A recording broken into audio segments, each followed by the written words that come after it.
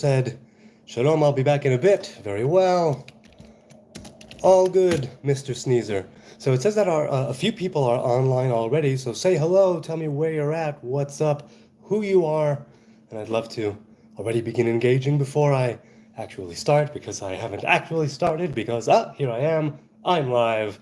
It's the Nazarite, bringing you Hebrew lore from days of yore. Hey, Taylor's in the house. Hello, Taylor. Funnily enough, this time it only took 29 seconds. I wonder what the idea is with the lag. Sometimes it's 30 seconds, sometimes it's about 50 seconds. It's always under a minute. Either way. So, I'm going to be jumping into the chat from yesterday. Is your impression of Jesus that he's against animal sacrifices? Oh, jumping right in there. Well, I'm not a follower of Yeshua, so I don't have any impression.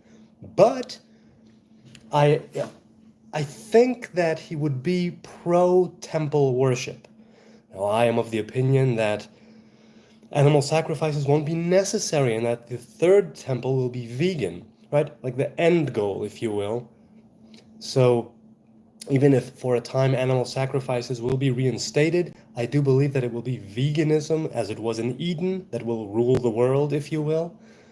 And so that he's against, I would say that based on what I've read, which isn't much, that as long as in the temple animal sacrifices were carried out as part of the ritual worship, he would be pro-animal sacrifices, and he would be pushing, if you will, to that end goal of having only vegetarian, vegan sacrifices of grain and oil and wine and so on. And I think that's where it would be at, but I have no idea. Why do you think Christianity started? Well, I think that Christianity, because I see a major difference between Yeshua, the Hebrew man, right, Yeshu, the Hebrew man, and Christianity, which came after his death, a few hundred years after his death, perhaps. I know people say that there were churches, like the early churches, Orthodoxy and Catholicism are two of the more ancient ones, if I'm not mistaken, and they say that those started, like, seriously right afterwards. But those who immediately followed Yeshua after he died were still Jews, were still Hebrews. Vasi, hello, Messi or Ronaldo? Wow. You know what? That's a very good question. I think I'm more of a Messi man. But both of them are absolutely superstars. And at this very moment, the game between England and the Netherlands is starting. And I'm here doing this, but people people upstairs are watching the game. I hope for them. So do let me know if England scores, if the Netherlands scores. Let me know in the chat. As in a Christian church in the 1st century AD. So why do I think it started? I think that because of all the strife and all of the negativity and everything that later culminated, if you will, in the destruction of the temple in 70 Anno Domini, right, in the Common Era, 70 AD CE by Rome, I think that people wanted to hang on to something. They needed something to hang on to. And there was so much infighting between the different groups and the different sects and the different factions of the Hebrew faith, and it seemed that they wanted to believe that there is that Messiah, the one who will unify the people, the one who we need to follow, someone who we can rally around and not have any doubts about. I think that is what people in early Christianity were hanging on to, but I have no idea, practically speaking, why it happened. I have a thought, and that's the thought. I think England won the match. What do you mean won the match? It's starting now. Am I wrong? I think it's starting right now.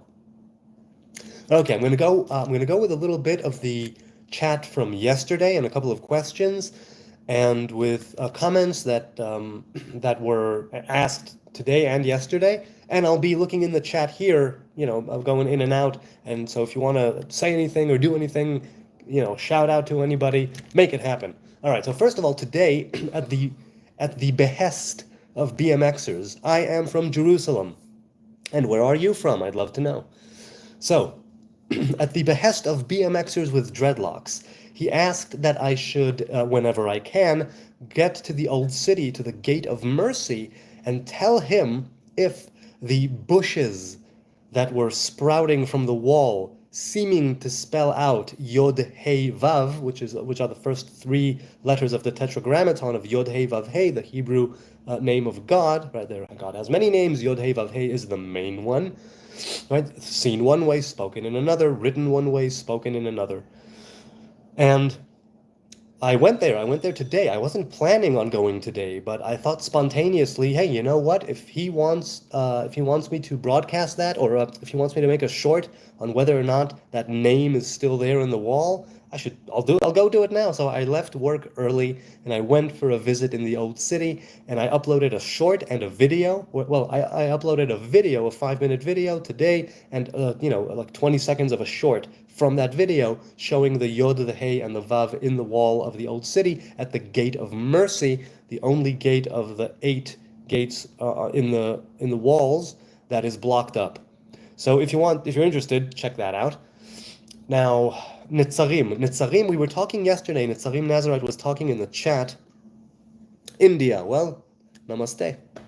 Netzarim Nazarite was asking yesterday about the spies, right? About the 12 spies that were sent. It was last week's Torah portion. Last week's Torah portion. Last week's? No, a couple of weeks ago.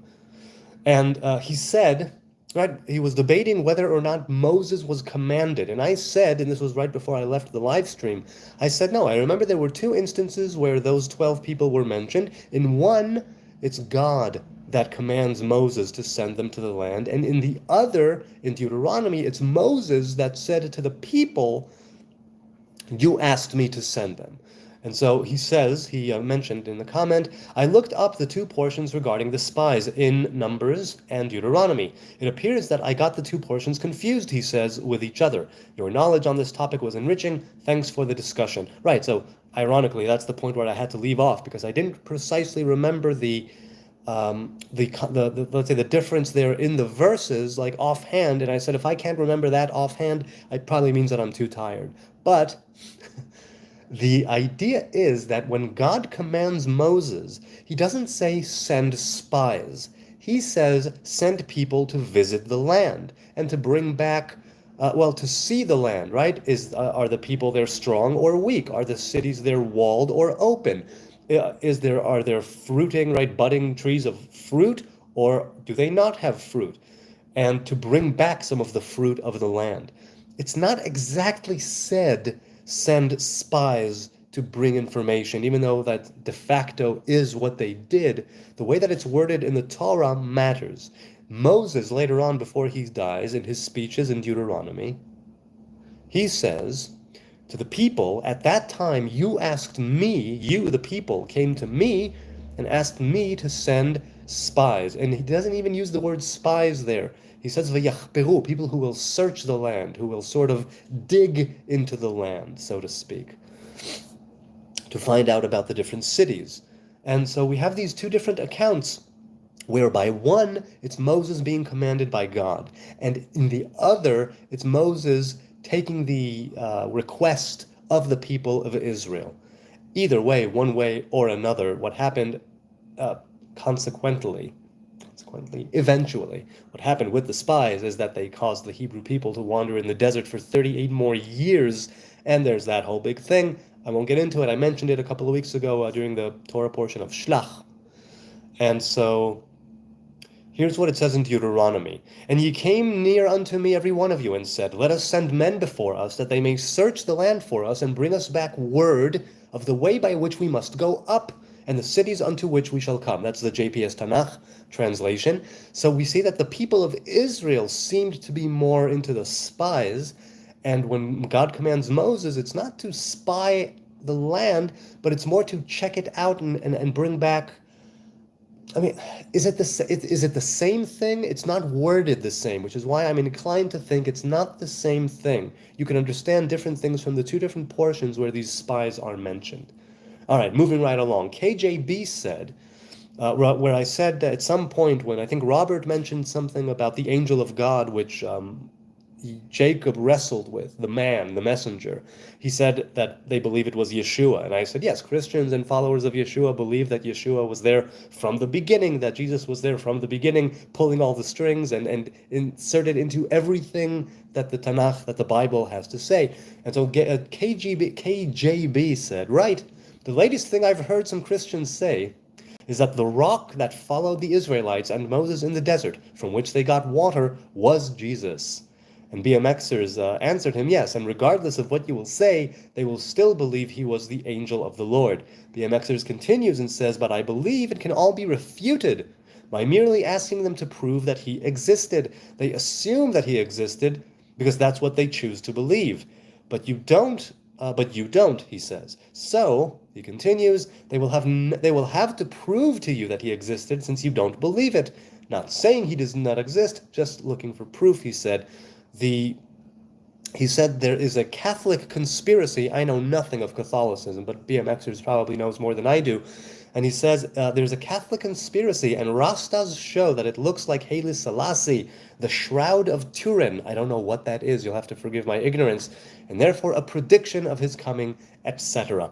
Now, people will believe what they want to believe, right? If they look at something and they truly want to see it, they will see it, right? There's this, there's a kind of confirmation bias. If you want to see something when you go out into the world, you'll see it. You'll see signs. You'll see hints. You'll see insinuations. You'll see it because you're interested truly in seeing it. And that doesn't necessarily make it so. Which is why I take issue with, I don't doubt that Christians do believe that Yeshua was right in the background the whole time and pulling all the strings. Of course they believe that. It's their prerogative. They can believe what they want to believe. I simply don't see it that way. It's too much of a stretch. It's too much of a stretch in some cases. And it's such a thin, that's the word I'm looking for. I guess I'm not against making leaps of faith. I'm not. I make plenty of them myself, I think. But it seems to me that sometimes the arguments are really, really thin, and that people are really reaching far in order to make a connection where one may not be or not ought to be. Let's see if there's anything in the chat right now. You're such a nice person, dude. Thank you. I appreciate that. Netherlands score goal, only 7 minutes. Wow, look at that. I have a feeling that the Netherlands are going to win, even though, England play amazing soccer. Both of those nations do. Both of those teams do. For some reason, I believe that the Netherlands is going to win, but obviously I might be wrong. It's 50-50, but someone must win. Taylor says no. The angel that Jacob wrestled with was Esau's angel. Otherwise, the story in Genesis 32 doesn't make sense. Right, Saro shel Esav. That's what Rashi, Rabbi Shlomo Yitzchaki, the commentator from the 11th century, 12th, 11th century, he brings that down interpretation, maybe from himself, maybe from the external midrashic teachings. But yes, they say it was Saro shel Esav, the Esau's angel, right? His a divine counterpart, if you will. Blood Nose, hey, good to see you again. Have you ever heard of the Shroud of Turin? Or is it that you haven't researched it? No. Have you even heard? No, I don't think I have. I certainly haven't researched it, even if I did hear about it. But no, I haven't heard about it. BMXers with dreadlocks certainly has, but he claims that it's a Catholic conspiracy. Now, there is... Look, Catholicism, right, is one of the more ancient churches, if I'm not mistaken, and I'm sure they have many, many secrets, and I'm sure that they pulled a lot of things from the Hebrew faith because Judaism was still going strong at the time, even though the temple was destroyed. Judaism as a religion, right, as an organized rabbinic religion, was taking shape, taking form, and I do believe that there's a very good chance that the early churches, and we see this plainly in Orthodoxy, in Orthodox Christianity, they borrowed many elements, if you will, from the Hebrew faith, from the temple worship, into their churches, into their places of worship. What is it? Nothing, I just wanted to say hey. Hello, my dear. So no, I don't think I've heard, if I did hear of the Shroud of Turin, then I haven't researched it. And I don't think I've heard of it much, let's say, or maybe I would have been or maybe I would have researched it.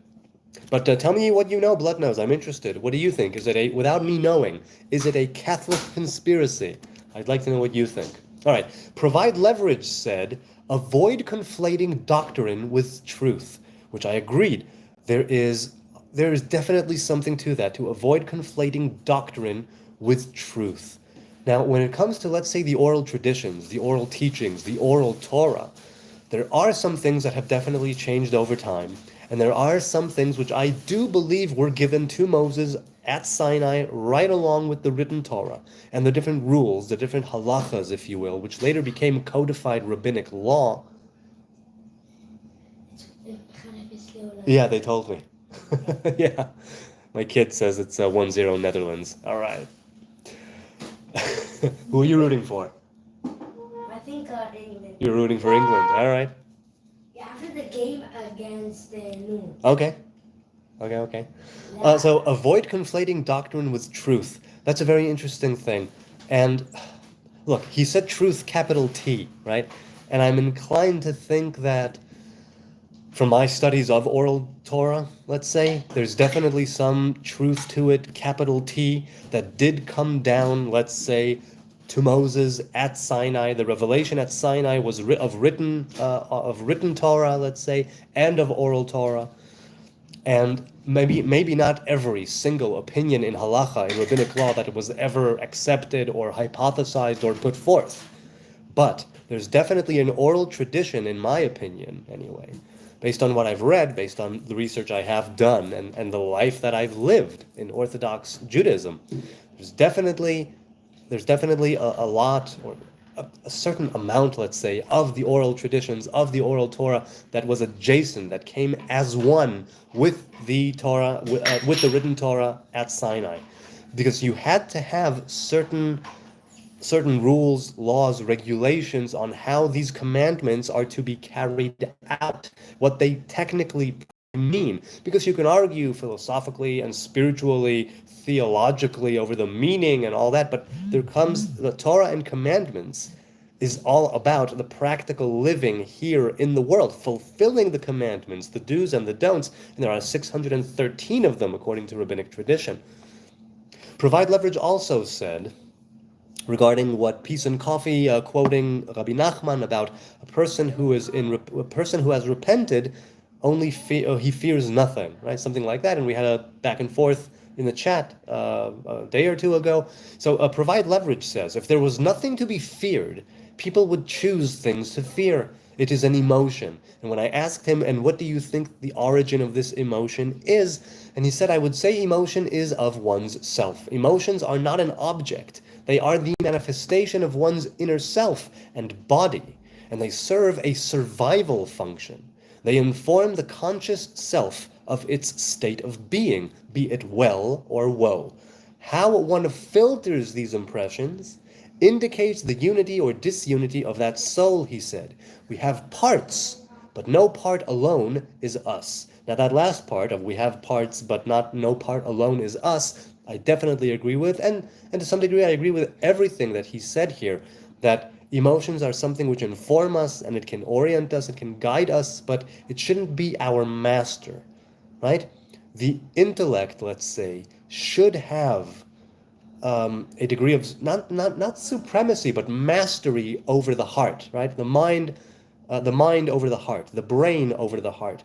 This is also exemplified definitely in certain days of fasting, where Rabbi Nachman of Breslev, speaking of him, he said, on days of fasting, when you don't give in to your hunger instinct, and that's survival, right? He spoke of emotions having to do with survival, and a survival function. That's what Provide Leverage said. And eating and drinking are also part of our survival mechanism. And when you choose consciously with your mind to forego that for a day, let's say on a day of a fast, then the mastery, not irrevocably, what's the word I'm looking for? The mastery plainly is given to the mind and the brain over the heart of emotion and over the stomach. So the higher part of the human being has mastery over the lower parts of the human being. And in doing that, we say this now is even if it's a fast of mourning as opposed to a fast as opposed to a fast of jubilation like the holiday of atonement, right? This idea of emotion being a survival function and informing the body, when you're able to reverse that and not be guided and informed solely by your emotions and not go straight with how you feel, but in the sense of facts don't care about your feelings, as people say. But so it's the mind, it's the brain, and when you give the brain and the mind mastery over the heart, then there can be a great balance between them, or not even a balance, with the brain being over, at least for a time. And then that later will bring you balance when it shifts back after the fast is over, let's say. You'll be able to get that. So we have parts, but no part alone is us. It means to give it its proper time and place, to know when to act with emotion and to know when to act with conscious decision and use your intellect and your brain power, and not give emotion such a sway, because the heart is fragile. The heart can be wounded, the heart can be broken, the heart is a sensitive thing, the heart has different chambers, right? And it speaks to its proclivity to, let's say, good and evil. But the brain, the two hemispheres, represent a higher consciousness, or the ability, the capacity for higher consciousness, and they are hidden away, right, inside of the skull. Well, but I digress. So I'm going to go very soon back to the chat. Sneezer, I do want to say a few things that he said. I'm going to go back to the chat now. Okay, so Sneezer is here. Blood Nose. Okay, wait. Shroud of Turin.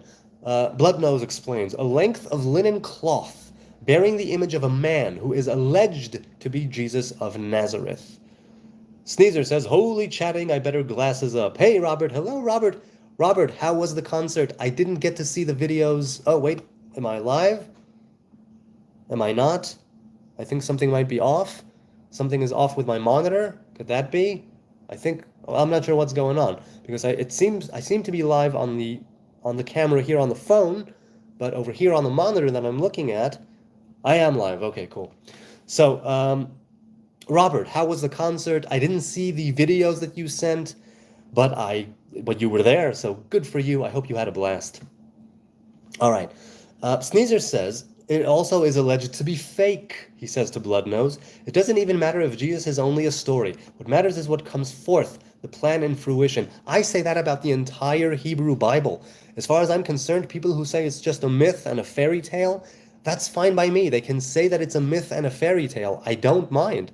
Even if people prove to whatever degree that they can. Wait, I am not live? I'm not live. I am live. People, tell me what's going on. Okay, you know what? I'm refreshed the monitor, and now it seems that I do see myself. So, okay, I'm just gonna plow right ahead here. Right. So what matters is the question always and ever is, and now what? Now what? That's always the question.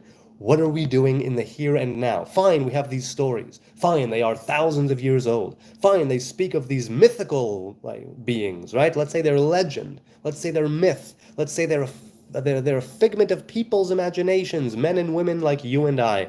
But they still have survived. And I refuse to believe that it's simply because it's some sort of method of control. People say religion is some people say it's the opium of the masses, right? But it certainly can be, definitely can be. But I think if you keep yourself in check and you're able to see, let's say, past that controlling thing, which may or may not be there, depending on your religion and your way of life, right? You're able to perceive a connection there. Right? Speaking of Rastafari, speaking of Emperor Haile Selassie, he said that, paraphrasing, right, that spirituality is a connection to the divine, but religion is man-made. And religion made a mistake, or some religions and sometimes made a mistake where they warped and twisted that connection, and they sort of polluted it. And people then don't trust the religion or the spirituality, even though it is definitely a kind of human instinct, It is a sort of human instinct, or at least has been, to seek out this higher, this creator, if you will, this higher consciousness and how to connect to it. People did it with religion. People did it with psychedelic, mushrooms and herbs. People did it with all kinds of things. People did it with different sorts of meditation, right? A way to reach that higher self and make a connection with something transcendental. And that's what the Torah and the commandments are here to facilitate for the Hebrew people, at any rate. How do we make that connection? How do we become that image of God, truly, really? As individuals, as a nation, as a people, how do we do it? That's what it's here for. Okay, so let's see. Ezra. Hello, Ezra. Good to see you. What does the Talmud say about controlling emotions? Well, whenever the Talmud speaks about controlling emotions, insofar as I know, and I'm not a Talmudic scholar, I know what I like, and I know what I've read, and I know what I've even studied, but it's not much. I haven't studied Talmud properly in a very long time, and I will probably get back to it at some point, but not for a very long time. So the Talmud speaks mainly about anger. The Talmud speaks mainly about the negative emotions and sort of conflating anger with idol worship, conflating anger with having external forces take control of you. And so mainly I think anger. Mainly the negative emotions, right? Things like pride, things to do with ego, right? Because other emotions, well, let's put it this way. This world of knowledge of good and evil makes itself manifest all the time, and we see it plainly act itself out in the world.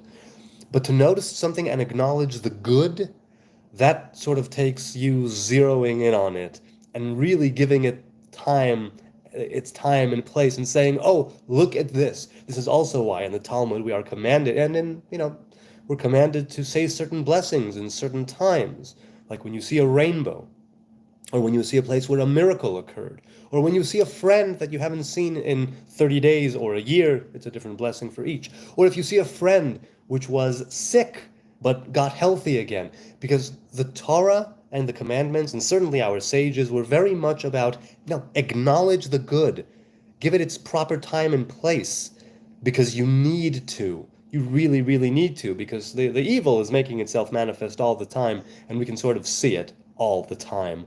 But the good, to take out the time from your busy day, let's say, to acknowledge the good, which is also why they instituted prayers in the form that they did, in the way that they did. Yes, it's based on ritual worship, and yes, it's based on Kabbalistic teachings and lore, but the Siddur, right, the prayer book that we have now, at least the Orthodox one, it's based on very ancient prayers and more modern prayers. What's up? 1-1. 1-1. England. All right. God. Did you see that I said hi? No, I didn't. I'm not there yet. But good. Thanks for telling me. 1-1. Okay. England. Okay, go. England. Get out of here. So wait, so he's for the Netherlands and you're for England? All right, just be quiet. Baby's asleep. All right, 1-1. We have an equalizer. Oh, okay. Look at that. Okay, so let's continue here. Let's continue.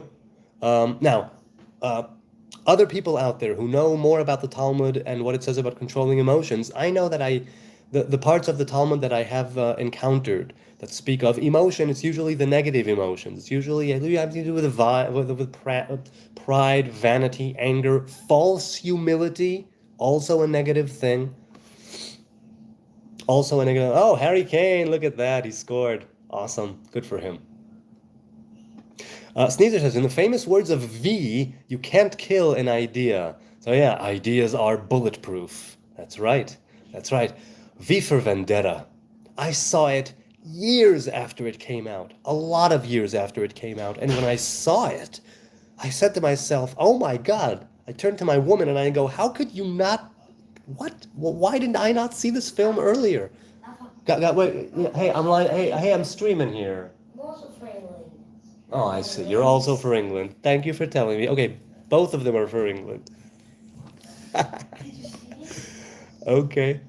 Sneezer says to Taylor, yes, Jesus was very much against the killing of God's animals.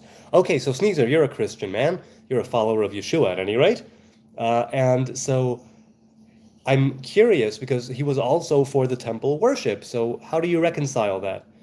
Okay. Sneezer says we are supposed to be caretakers of earth, not Ravengers. Yeah, we're supposed to be the caretakers. I agree. Sneezer says to Ezra, why ask what the Talmud says and not read it directly? All right, also very good. Right from the horse's mouth, as it were. And I'm not the horse, though I do have a mouth. Although some might say I have a horse face. I don't know about that. Sneezer says, then we can all discuss our various perspectives on what it says. That's a good call. Bloodnose says, the only truth we can know is I think, therefore I am, a philosophy furthered by Descartes. Yes, the cogito, as it's known. When I was in film school and I had a cinema and philosophy class, and I wrote a paper about Being John Malkovich, right, written by Charlie Kaufman. Kaufman is one of my favorite screenwriters, and I wrote and I mentioned Descartes there, in the sense of why is the hero? Oh, what's his name? The protagonist, Schwartz. What's his name? What's his first name? Anyway, why Schwartz is suffering, and I brought that up there. I think, therefore I am, therefore I suffer, something to that effect. Okay. Sneezer says to Bloodnose, fallacious reasoning, you must first prove you think. Right, okay, and then there's that whole solipsistic argument, am I the only one who is actually in existence? Maybe I'm the only one who has this particular consciousness, and all the rest is just a stage and players that have been put forth in order to test me, and it's all fake. I'm a believer in solipsism to some degree. I believe that we all could use solipsism again to some degree in our lives for a very in a very narrow way, but continuously, all the time.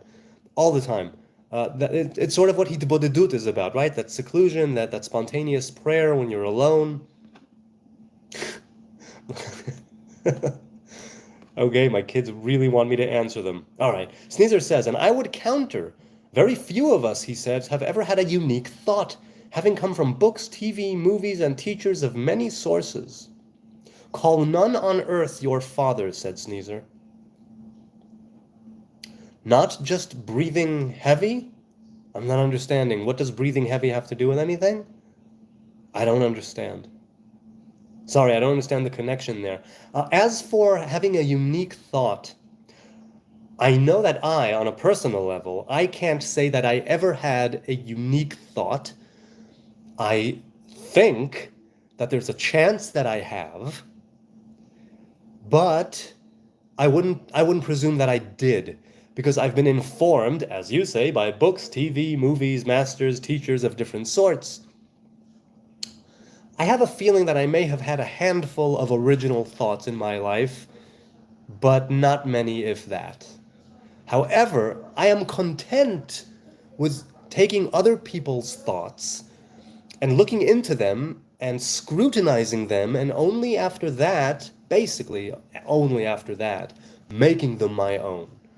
I don't take a lot of things, you know what, that might be wrong. I guess I do take a lot of things at face value, if you would, but if I do, then it's things that people that I trust. Does that make sense? I don't know if that makes sense. Not sure if that makes sense. Can you pray for me tomorrow exam? Well, prayer is a personal thing, an intimate thing. I won't pray for you, but I will give you a blessing, right? Give you a blessing that you may succeed and that you may be able to be fruitful and prolific in your writing, and that you'll be able to wait. What exam is it? Share. God already has better than you can plan, dreamed for you. Wouldn't want to downgrade you, he says. Well, yeah, that makes also a lot of sense. It's cramming just blows fuses. Yeah, you know what? It depends on the subject, I think. It depends on the topic. And it depends on the person's individual mind and the way that they think.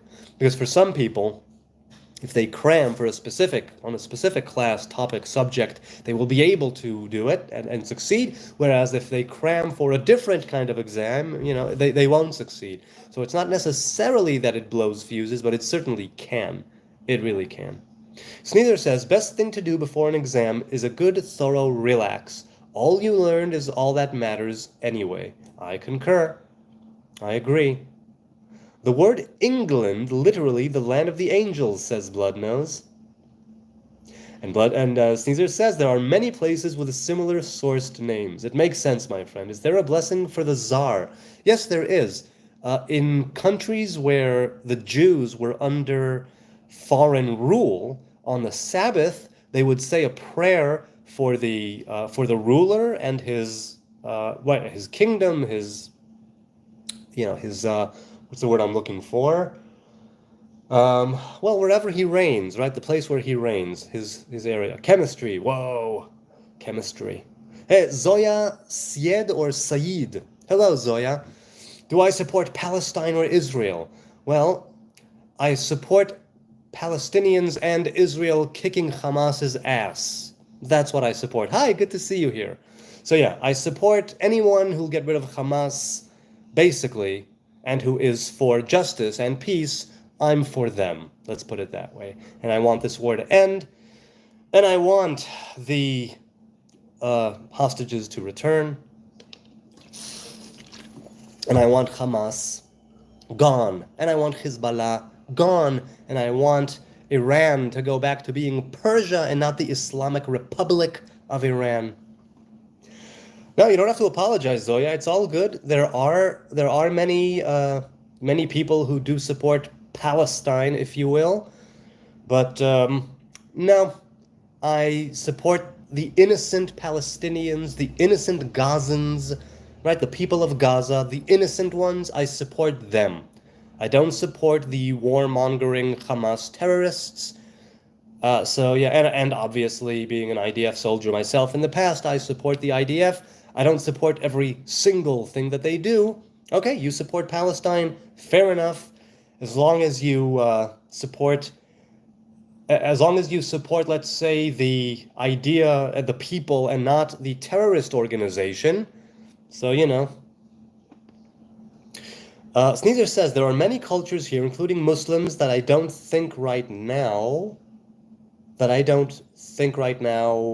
What? I'm not sure what you mean. Okay. Let's put it this way. Anybody who doesn't live here, people who have not experienced terrorism, warfare, and who don't have an enemy at their gates all the time, I believe that they are usually misinformed, miseducated, and I'm not being condescending here. That's just the facts on the ground. Also, I believe that Jew hatred is baked right into many cultures, many nations. Jew hatred. Notice I didn't say Israel hatred or Zionism hatred or whatever. Jew hatred. Hating the Hebrew people. Not the state, not the idea, not hating the people. I believe it's highly prevalent. So, Okay, let's see. These are good words, says Bloodnose, and thank you, Zoya said to Sneezer. I presume he said it to Sneezer. Ezra says, I am not consistent with scheduling Hitbodedut in my day, and I am not consistent with Shabbat since I moved anyway from my family. When is the best way to keep Shabbat while away from family? Well, I wouldn't know because it changes on a case-by-case basis. I think that I wouldn't know. I'd have to know more about your situation. I wouldn't want to say the wrong thing. As for scheduling Hitbodedut, the best time if you want to schedule it and be consistent, the best thing you can do, as far as I'm concerned, is when you go into bed in the evening, or if you work the night shift in the morning, you take 5 minutes, 4 or 5 minutes, whatever it is, and you cover yourself with the blanket, or if you don't need to cover yourself and there's nobody to disturb, you simply lie on your bed or sit on your bed, speak to yourself, speak to the Most High for 4 or 5 minutes or more, right? Rabbi Nachman said an hour a day. You should have an hour a day, he said, and the best thing to do is going out into nature and being among the leaves and being among the trees and being among the shrubbery and the vegetation and hearing their song, right? And understanding that you are interwoven with them and your energies are all reaching up towards that common goal of elevating creation. And you, as a human being, play a major role in that as the image of God. So, I think that if you have difficulties scheduling Hitbodedut, doing it where you do something each day. And the thing that you do each and every day, I think, is go to bed. So a few minutes, before you turn over and go to sleep, take a few minutes out of your, and make it a ritual, right? After you brush your teeth, whatever the case may be, and talk to God, to yourself, for a few minutes about your day. If it's, what you expect it to be, what it was, what you would like to be, to always be making it conscious, always be bringing it down into creation itself, into your mouth. Because we create, right? We're the movers and shakers of reality. God spoke being, right, into existence with a revelation of speech. And we can speak our being into existence with speech. And the more you repeat something, it's kind of like a mantra, right? And Rabbi Nachman famously said that the mantra, if you can't say anything else, you should just say Ribono shel olam, sovereign of the universe, sovereign of the world. Let's continue. As for Shabbat, I don't know, because there are so many different halachas, so many different rabbinic laws and rules to do with Shabbat, and I wouldn't want to say the wrong thing. But I think taking the time on the seventh day for prayer, for special food, for learning Torah, for being with one's family if you have it, or friends, having that camaraderie, or even if you're alone, taking the time to make the day special. I think, and abstaining from labor, from work. And you could argue that it's this or that, and there's very famously the 40 minus 1 labors of the Shabbat, the 39 labors which are prohibited, and that's based on the ritual worship in the temple, and it's a whole thing. And there are many, many halachas for the Sabbath, which is why I wouldn't want to say the wrong thing. But first of all, it's commendable, Ezra, that you want to schedule Hitbodedut. And it's commendable that you want to observe the Sabbath, even if you fall short of the ideal. It's wonderful and lovely that you want to do it. And I think that things like Shabbat and things like Hitbodedut, they are such an unlock. It's amazing, the things that Shabbat and Hitbodedut have unlocked for me personally in my life. It really, it causes me to never, ever, ever, ever want to leave it, ever. Really. So I live in Palestine, says Zoya. Okay, hey, so where do you live? I love in Palestine or live? Oh, I live, okay. Sneezer says, I have a retro Pi that replaces every console. PL, PlayStation. No, Pi. A retro Pi? What do you mean Pi? I don't remember. Wait. Are you referring to something else? I don't know what to do. Sneezer, I'm sorry, I'm not sure what you're referring to. I'm just gonna have to keep going, sorry. Bloodnose says, help me keep thoughts for God from turning to myself. Bloodnose says, help me to keep thoughts for God from turning to myself. Can you elaborate on what that means? Could you tell me what that means? Could you clarify? I'm sorry, could you dumb it down for me? I don't understand what you mean. Bloodnose, you the one struggling with depression? Depression, says Sneezer, is sourced from thinking too much on the past, usually guilt, either of things done or not done. To both, God understands. Well, look, there's depression that's a kind of chemical thing I've heard. I don't know. You know what? Dr. Jordan Peterson says very clearly. There are people who are depressed because they have a good life, but there's just like an imbalance.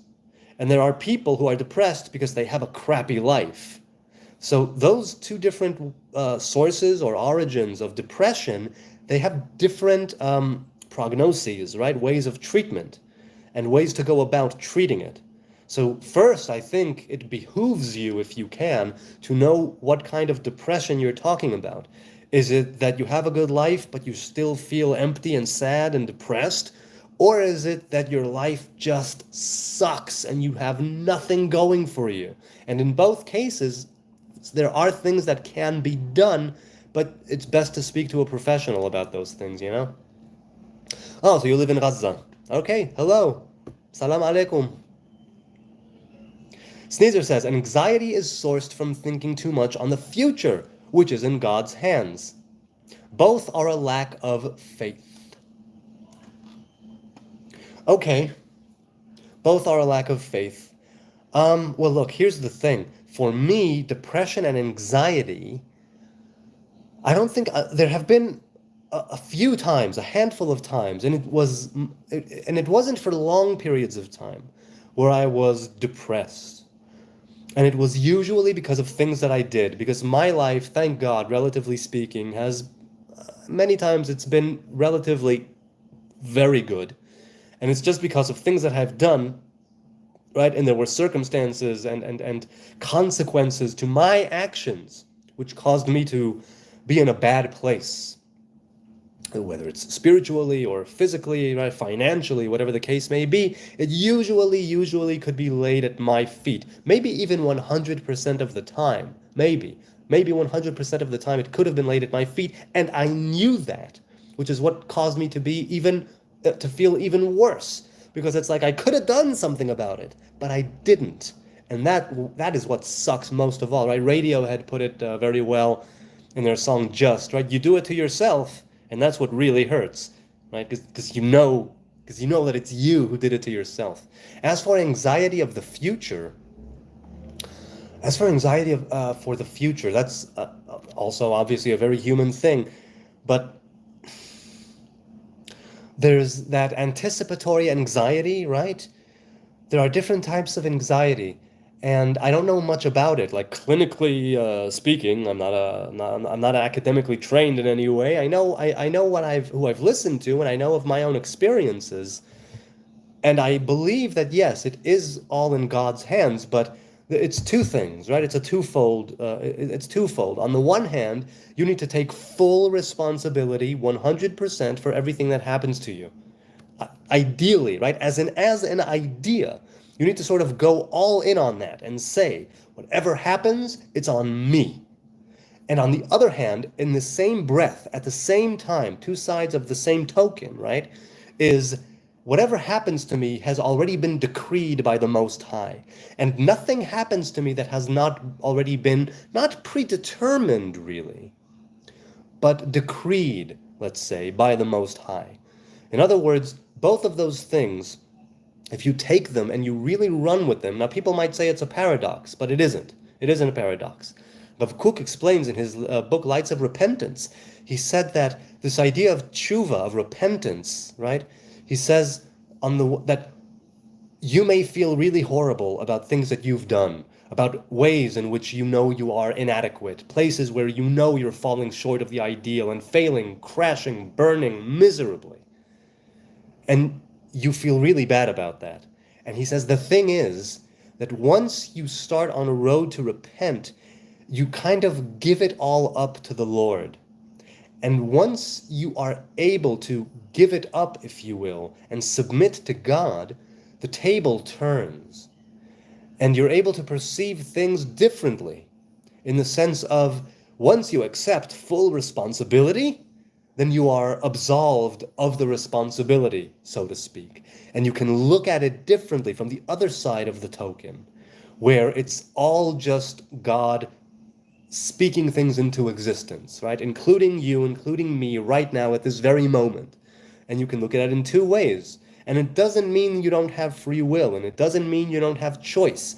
It's a way of thinking. It orients you in the world, where on the one hand, you claim full responsibility for yourself, your actions, where you are, what you're doing, how you're doing it. And in doing so, you free yourself. And you lay it all and say, you know what, God, you're the one who's doing everything right now. Every breath, every pumping of the heart, every neuron firing, right? Every cell that is being enriched with oxygen at this very moment. Everything that's going on, down to the micro universe, down to the strings, right, inside the atom. Everything there. Every electron, every proton, It's all being controlled and spoken into existence at this very moment by God Himself. So when you truly learn to accept both of those things at the same time, or when you strive to do so, because when you strive to do so, you're able to, and notice, I don't mean fooling yourself. I don't mean confusing yourself. I don't mean convincing yourself of something you don't know to be true. I mean making a real conscious attempt to hold those two things in your mind at the same time and live your life accordingly and seeing where it takes you. So it's something then that where you draw on your own experience of it, and that breeds wisdom. And when you have wisdom, then it's not you convincing yourself of some sort of a fallacy or a paradox or an axiom that you know nothing about, that you're just accepting blindly. Then you actually have receipts, as they say, and you can see what it's done for you. And I know that for me on a personal level, those two things which seem to contradict, they are the best formula for proper living in the sense of Torah, commandments, righteousness. Once again, not that I have all these things, but it's what I strive to do. It's the ideal right, the flag on top of the mountain where I go, that's where I want to go. That's what I'm talking about. Hey, James Bong is here. Hello from West Kentucky, God bless, he says. BH, which is the acronym Baruch Hashem, blessed is the name. Robert says, have you and Nami ever experienced hard financial? Yes, we've had our times when we had more money. We've had our times when we had less money. It's always good to have more than less, I think. That kind of is obvious, right? Vasi says bye. Bye. Hello. Wait. So what? Yes. Bye to you. Have a good night. Have a good day in India. Hope to see you here again sometime. And if not, either way, even if I do, even if I don't, thank you so much for stopping by. I greatly appreciate it. Go and have a good day.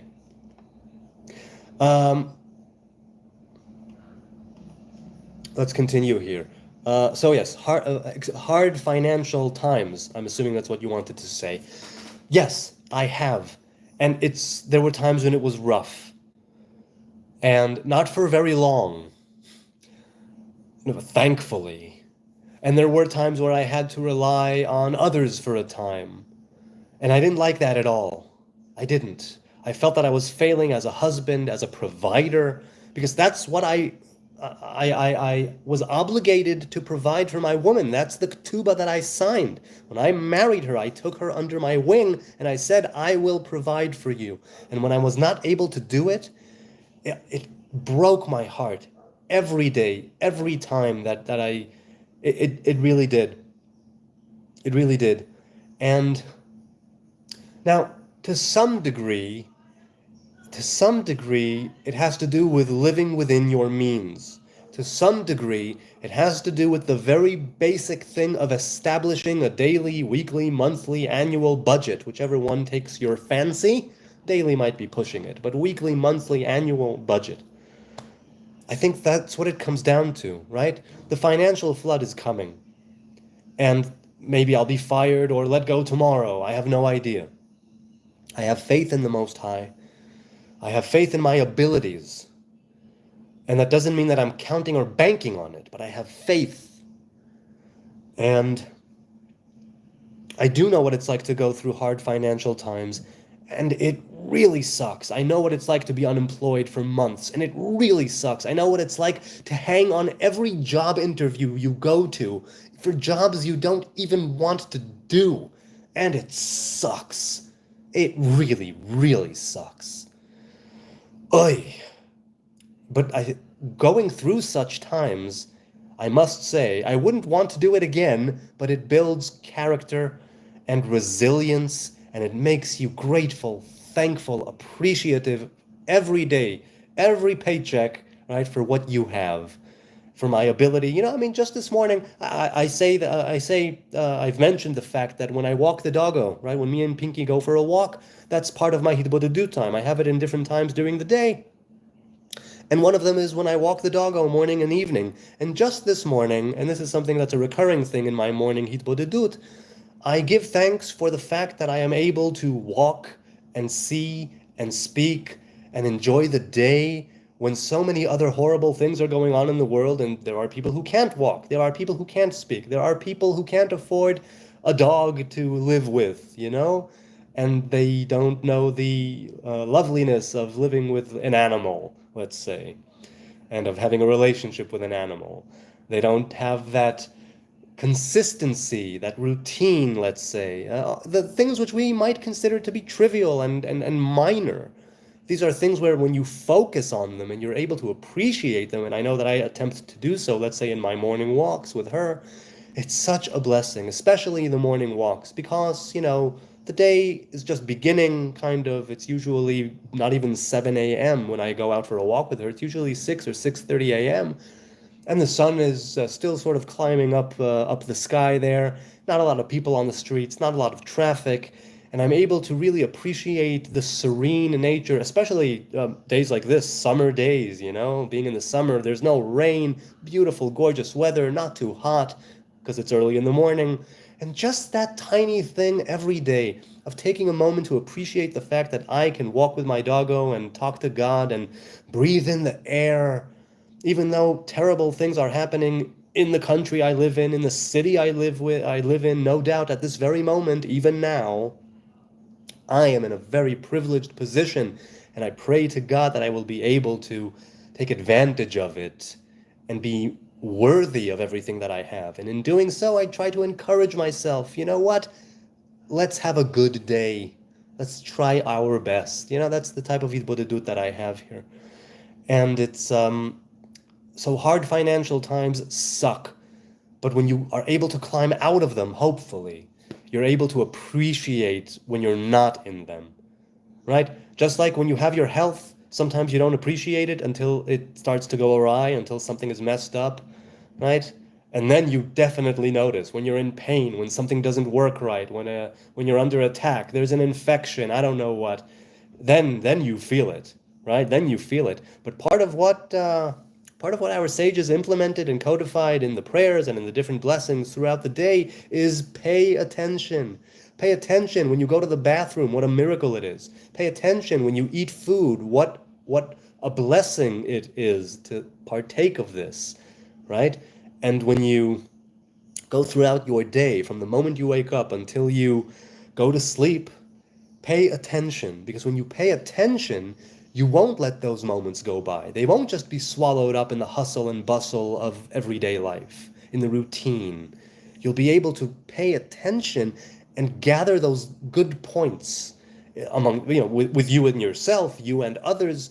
And when you give those their proper time and place, you will notice more and more of them, I believe, more things to give thanks for, more ways in which to give thanks, and you'll start to spontaneously have that gratitude attitude take more shape in your life. That's been my experience with being in hard times and coming out of them.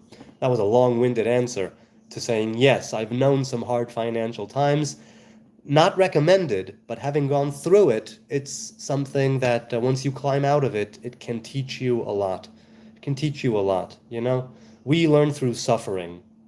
We learn through suffering. Not only, but we definitely learn through suffering. Ezra says, Adam tzarich lirdof acharei osher, osher, idud, simcha vehana'ah. A man should pursue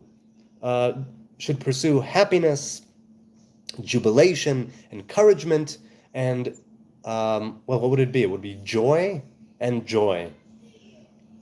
And fun. Hana'ah is more like fun. Sneezer says to Zoya, told you I support Palestine too. I think Israel should come to Canada, where we have plenty of undisputed space. Zoya said, OMG, I feel so left out by I support Palestine. I mean, I'm not speaking for you, far be it from me to tell you how you should feel, but Palestine is getting plenty of support, as far as I can tell. Actually, I don't know that. I don't know that it's getting plenty of support. I know that there are those who support Palestine, there are those who support Israel, but I, living here and being in the middle of it, I don't know what to think. But I told you what my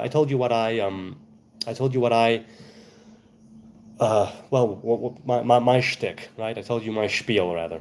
Robert says, how did you get through it? So I guess I kind of answered you indirectly on how I got through it. I'll tell you how I got through it practically. Practically speaking, how I got through it is I got better educated. I got a better job. That was it. I was able to get a better job because I went back to school and back, to film school.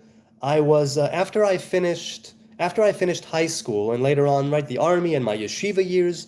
And so I came out of the army and yeshiva when I was 22.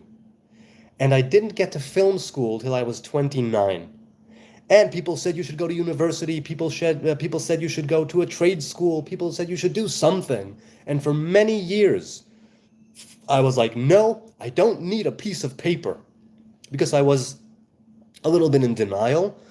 Not at first, but later on, when I wasn't doing anything, when I wasn't writing, when I wasn't sending things out to publishers, then it turned into just me being in denial, let's say.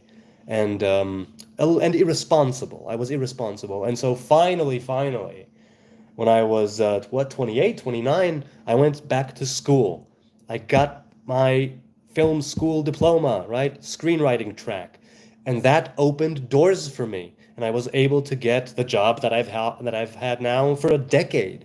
And I've been able, through the grace of God and through the skill that I have as a writer, to progress and climb the corporate ladder, if you will, at least and actually get a career after nearly a decade of dead-end jobs, minimum wage, nowhere to go, being unemployed sometimes for a few months at a time, a few times, and hanging on every paycheck, living pretty much from paycheck to paycheck and having to take loans and just not good.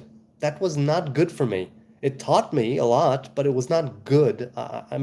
It was good retroactively, again, but as I was going through it, sometimes it really broke my heart, really. And I felt like a failure. I felt like a fool. I felt very stupid. So how did I get out of it? Education got me a better job. That really is what it is. Education, I think, got me a better job. Could I have done it without that? Possibly, probably, but certainly getting more education, going to film school, opened up a lot of doors for me. And I'm so thankful to people around me who encouraged me, and my woman, who is such a blessing, who told me, go for it. Go, go, go. It suits you. You're a writer. Go, learn how to do it. Go. Speedrunner, hello, hola amigo, may the Most High bless you and may you believe in yourself. All of us, God willing. God willing. Speedrunner, good to see you. I have a chance to make friends this evening, so I will give thanks for that. Good for you. Very good for you. I'm happy to hear that. I'm happy to hear that. Really, making friends. Friends is a wonderful thing. I don't have a close group of friends right now. There's the potential, I suppose, but I don't have a close group of friends right now, and I'm not feeling it. I'm not like sorely lacking it, though it would be nice, I suppose. Okay, let's see. Sneezer says, this kind of conversation is what God has planned for the world. That's lovely. That's lovely. I think that's really, really good. I think that's a good sentiment, a positive sentiment. Your story is powerful, says Ezra. I'm glad you think that. I'm glad you think that. I think that each and every one of us has a story to tell. Each and every one of us has that loss and redemption, on a larger scale, on a smaller scale, whatever the case may be. Sneezer says, the more we get to understand each other and filter out the lies we've been told about each other, the more peaceful the world will be. I'm inclined to believe that's true. Because eventually, as I said, I don't want there to be Gentiles and Jews. I want there to be a unified human race as we were in Eden. Like humanity, God, nature. That's what I'm thinking. That's what I'm thinking. Hay is for horses. I prefer grass. Okay, so hay. Yeah, I get you. Then give Rob the hay, said Sneezer. Grass, Robert. Grass, Robert? Like a Robert made of grass, said Speedrunner. Well, I said Robert made of grass. Ezra says, since moving away from the community, I have issues with my identity. It is a crime to feel ashamed of being religious. Oh, man. I can't imagine what that's like. That must be seriously hard, and I really, really hope and pray you're able to contend with those issues and be able to like fortify yourself, right? And it could be that your identity needs a kind of retooling, right? Because now you're in a different situation geographically and probably, I mean, physically, mentally. So maybe you need to change a thing here and there. Maybe not. Maybe you need to double down on things you did in your previous location and see where it takes you. It's all about trial and error, right? I think it's all about trial and error, but I think that you should definitely have, so you don't feel lost. You should definitely have one or two things, right? Pillars that you stick in the ground and you say, I'm hanging on to these, right? Something that you hold fast to. It doesn't even have to be a religious thing. It has to be just something, whether it's a practice, a habit, a positive one, mind you, where you go, I'm going with this. Something that can remain a constant, something viable that can remain a constant throughout your day-to-day life. And I believe that as you do that, your identity can flourish when you have something of a constant nature, one or two things or more as you can acquire, right? And maybe it needs to start with something very, very small.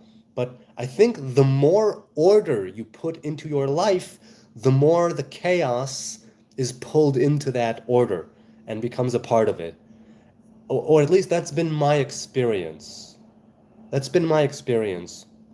Okay, let's see. Let's continue here in the chat. Sneezer says to Ezra, Jesus warned us that people who love the world will not love us, since we are not for the world. No doubt similar is in the Quran and Talmud. Okay. People who love the world will not love us. What does it mean to love the world? Can you explain? Does it mean loving the general population of the world in all of its billions and trillions of life forms? Does it mean Earth? Does it mean the universe? Can you explain what you think Jesus meant when he said people who love the world will not love us? Does it mean you can't love the general population and an individual at the same time? I'm not sure. If, I'll try and see it in the chat here. Bloodnose says, I think the Jewish are God's chosen to continually instruct the world of God. So with that, they are set apart. Well, according to Torah, that's certainly the case, but I think that the instruction of the world is a passive one. It's indirect. Because the Torah says, right, Moses says, you do your own thing. That is your wisdom. And other people around you, when they see how you conduct yourself, they will say, oh, well, this is a wise people. Which means that it's not that we are meant to educate the world. It means that when we are educating ourselves and when we implement Torah and commandments and covenant into our lives as individuals and as people and as a nation, then by direct result of that, the nations will be paying attention, because as we see, the nations are definitely paying attention to Israel, for better or worse, constantly reminding us that we're Jewish, despite our best efforts at times to assimilate, despite the fact, that we were exiled and cast away and set among the nations and all that. The world does not let us forget that we are Hebrew people. Speedrunner says, the chat is so asynchronous because I'm laughing at the previous response and then somebody brings up super serious topics. It is not synchronized here. That's true. Sneezer says, then why does each culture have their own prophets? Now, is that a question to someone? Is it a question for me? Based on something I said? This chat, I love it. I love the fact that the chat is here, but it's difficult. Thank God that it's difficult to pay attention. It means that there are people here. It means there's a conversation here, that there's a dialogue here, and I love that about this. I really, really do. Not so simple, Sneezer, says Speedrunner. Sneezer says, if the Jews... Oh, wait. Oh, so why does each culture have their own language and prophets? If the Jews were the chosen teachers, everyone would speak Aramaic or before. Likewise with Muhammad, everyone would speak Arabic. For Jesus, all one need speak is love. Not so simple, Sneezer, says Speedrunner. Yes, it is, retorts Sneezer. Or, Sneezer, says Bloodnose, the Jewish would be able to converse in all languages. Bloodnose says, valid point. I'll add convincingly. Robert says, a lot of Muslims have converted to Yeshua because he said, pray for your enemies. Robert, incidentally, I really, really hope that you are able, because I know I said it before, but I'll say it again, because being in financial straits is so crappy. Because when you have it, it's awesome, and when you don't have it, you feel it in everything. You feel it when you just go grocery shopping, right? Oh, can I afford this? You're not able to just reach over and grab something. You need to think of every penny. You need to think of every dollar, every shekel. And when the bank sends a statement, your heart rate goes up when you see that in the mail or an email or when a bill shows up. I know that life, and it sucks. It really sucks. I feel for you, man. I really do. Yeah, I really do. I remember what that's like. I remember what that's like, and not that long ago, mind you, because we were in some financial crap in the Netherlands just a few years ago. Things that we're still paying for to this day because of, because of my lack of attention, because of me not knowing the rules, because of the way the system is set up there, and I may have mentioned it in a previous video or live stream. Things we're still paying for every month, installments, every month, a standing order to a bank in the Netherlands, and it's been over 3 years since we returned. And oh my God, I was a little depressed there because of that. That relocation had so many blessings that we are still enjoying the fruit of, and we are also enjoying the fruit of the bitter fruit from that relocation for a few years. And I don't want to make it about me. I'm trying to say something to you and everyone else out there. If you're having financial issues, I truly hope that you will be able to overcome them, contend with them, and that they will soon be in your rear view mirror, and you will be able to remember what it's like and take courage and take comfort and solace and see God's grace in everything that you will then have. And even right now, at this very moment, that you will be able, through your actions, your deeds, your words, your thoughts, your manifestations, turn those wheels of reality, right? We are the movers and shakers of reality. We create realities. And I really, really hope that you are all able to become better and any financial issues will be solved, not least due to your efforts. God willing, God willing. Honestly, thank you for your words. They really do help. Well, I appreciate your words too. Speedrunner says, true teaching is just a conversation, and to be honest, I love talking to Jewish people, not gonna lie. True teaching is conversation. Well, look, I believe that. Isn't that the Socratic, right? Is that the Socratic method of teaching, just having a dialogue? And we know that our sages in the Mishnah and the Talmud, it was a dialogue. In the High Court, the Sanhedrin, and the lower courts, it was a dialogue to try and come to a concise sort of halacha, an understanding of what to do in a particular situation. So yeah, teaching and learning through conversation has a lot of benefits, a lot of merit. There is nothing quite like an intellectual aha moment, right? Where something suddenly clicks and something about you changes, or at least there's the capacity of change. And something that you perceived in your mind will now be affecting your life going forward. And your behavior, the way you speak, the way that you act out in the world. And that's no small thing at all. And that's true teaching, right? Like you said. Sneezer says, Jesus waits for the last good Jew to convert before returning. Might just be HN, LOL. All right, if you say so. Returning, he says, in human form, Sneezer says. Till then he returns in a great many. All right, if you say so, man. Bloodnose says, the heaven where we should live smells sweet with constant music glorifying God. So it's kind of like the temple, right, which had the incense and the Levitical choir. Sneezer says, eventually every other is my understanding. Where we currently have many spirits, eventually all humanity will only have the Holy Spirit, Ruach. So Ruach means wind or spirit in Hebrew. Speedrunner says, or maybe an entertainment hall and a jolly good time, Bloodnose. Oh wait, Sneezer said, every other is my understanding. I'm not sure what you mean. A lot of many faiths, he said, have converted to Christianity for that reason. And he said, eventually, every other is my understanding. Where we currently have many spirits, eventually all humanity will only have the Holy Spirit. Okay, so it's kind of a consolidating, right, into one. I hear you. I hear you. Speedrunner says, I used to enjoy Norm Macdonald, R.I.P. in such halls. I love stand-up when it's good. When it's good, I really enjoy. I know good is subjective, obviously, but yeah, definitely, definitely. Bloodnose says, I'm trying to talk about what I've read in the Bible. Maybe it is my own interpretation.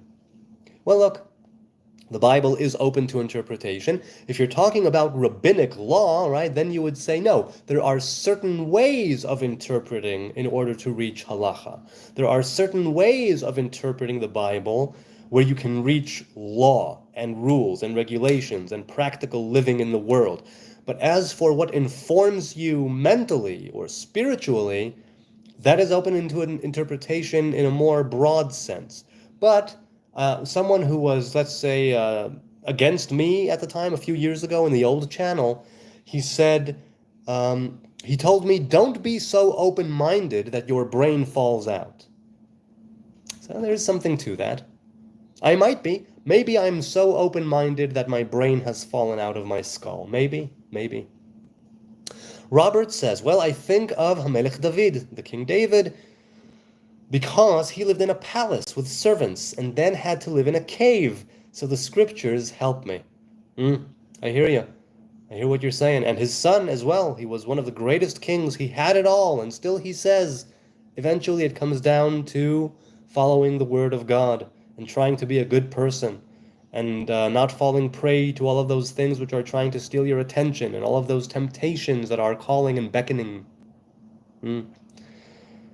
Speedrunner says, I got the money I need. I'm thankful to the Most High. I could always use more, but I've been taken care of by grace. That is lovely to hear. Good for you. And don't minimize your role in it, because I think if you did have a role to play in it, and if you didn't just inherit it, or, I mean, maybe even then, you should know what part you played in it. You can still choose to give it all up to God, but to acknowledge the part that you played in it, if there was one, is also a very good thing. Sneezer says to Speedrunner, I likened heaven to the couch of my best friend, where we all played various people here on earth, trying to disrupt each other and celebrating the times we suppressed that. The end of the game being, this is the song that never ends. This is the song that doesn't end. For a few eternities, making you forget everything. I'm not sure if I exactly know what you're talking about with the couch there, but you were speaking to Speedrunner, so maybe he gets it. It's not for me to understand, perhaps. All right, it's been an hour and 19 minutes.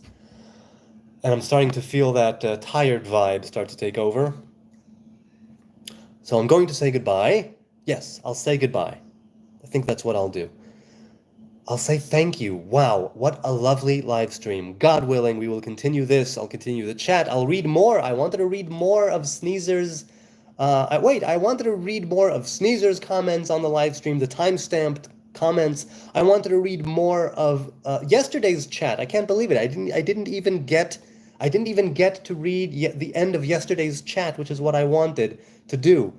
I'll have to get to that. Mr. Pig was here, and Hail to Mary was here, and Sneezer said stuff, and Netzarim Nazarite said stuff, and Taylor 26, if I didn't mention him, said stuff. BMXers said stuff, and so many, and Recon Alpha, who I remember from way back, if I'm not mistaken, said some stuff, and Eiler was here.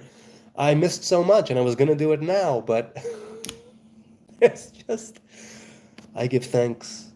I am so privileged. I am so honored to have you guys here with me, guys and gals alike. It's a wonder. It truly is a wonder, and I'm so happy to have you here with me every day for the past month, almost every day here on the live stream.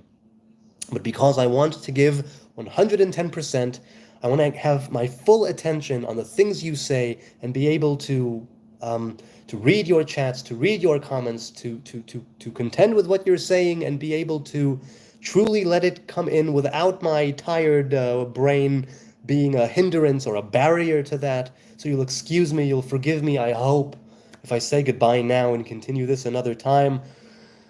And I will, God willing. And I'm so thankful that it's already backed up like a few days, right? Comments from a few days ago, and the chat from yesterday, and the chat from today, which I'll have to do tomorrow. And it's such grace, let's say, that I'm being shown here, and a great kindness that you people are showing me with your kind attention, you taking time out of your busy day, evening, night, wherever you are, whoever you are. You could be doing so many other things right now, but you're here with me, whether it's live, whether you're watching it later. I deeply appreciate it. I don't take it for granted. I thank every single one of you for the chats, the comments, the likes, the subs, even if you're here for just a second where you pop in and you see me and the beard and you say, nope, not today, click. That's enough internet for now. I appreciate that too. And I want to say good night from Jerusalem, God willing, tomorrow, 10 p.m. Israel time. I will see you then. God bless and thank you again.